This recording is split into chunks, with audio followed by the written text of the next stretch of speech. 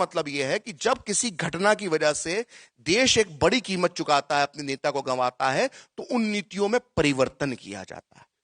गांधी की हत्या की वजह उनकी मुस्लिम तुष्टीकरण की नीति थी। बंटवारा रोकने के लिए वो नाकाम रहे थे, ये दूसरी वजह थी।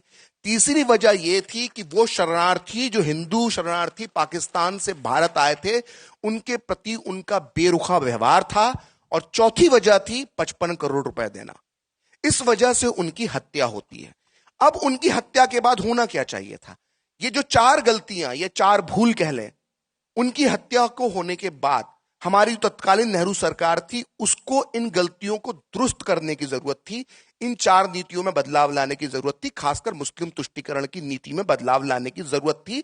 लेकिन मुस्लिम तुष्टीकरण की नीति में बदलाव ना लाते हुए सो और बढ़ा दिया गया, और इसके उलट सारी तोहमत, सारे इल्जाम, सारे आरोप हिंदुत्व की विचारधारा पे लगाए गए, ये कहकर कि हिंदुत्व की विचारधारा ने गांधी को मारा है, और हिंदुत्व की विचारधारा को कुचलने के लिए अगले 4 दशक तक काम हुआ।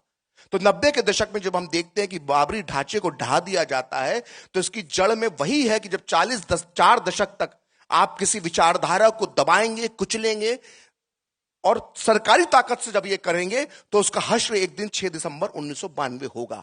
तो इस सारी जड़ में अगर हम जाते हैं, तो हम गांधी हत्याकांड को पाते हैं। गांधी हत्याकांड सिर्फ एक घटना नहीं है, ये इतिहास का एक वो टर्निंग पॉइंट है जहां से भारत गांधी की हत्या के पहले और गांधी की हत्या के बाद इसका आकलन होना चाहिए।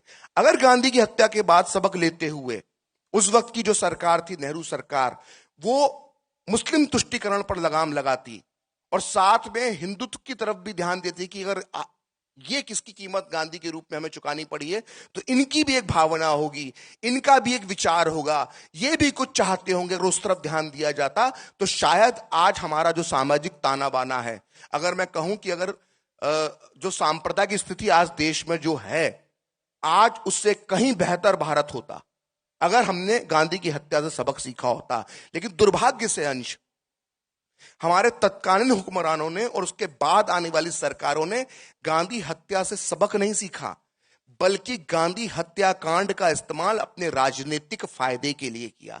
एक कहावत चलती है ना, आप लोगों ने सब सुनी होगी, कि राजनीति की चिता पर राजनीति की रोटी सेकना, किसी की चिता पर राजनीति की रोटी सेकना।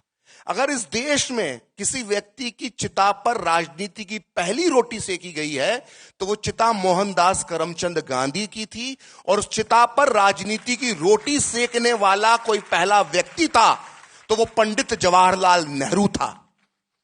और सिर्फ एक जवाहरलाल नेहरू ने नहीं, अगले 75 साल में और आज तक, गांधी की हत्या के बाद से लेकर आज तक, उनकी चिता पर राजनीतिक रोटियां सेकी जाती हैं, हिंदुत्व को बदनाम किया जाता है, हिंदुत्व की विचारधारा मानने वाले, देने वाले वीर सावरकर जैसे महानायकों को बदनाम किया जाता है, हिंदू समाज के लिए सर्वस्व निछावर कर देने वाले आरएसएस जैसे देशभक्त संगठन को बदनाम किया जाता है।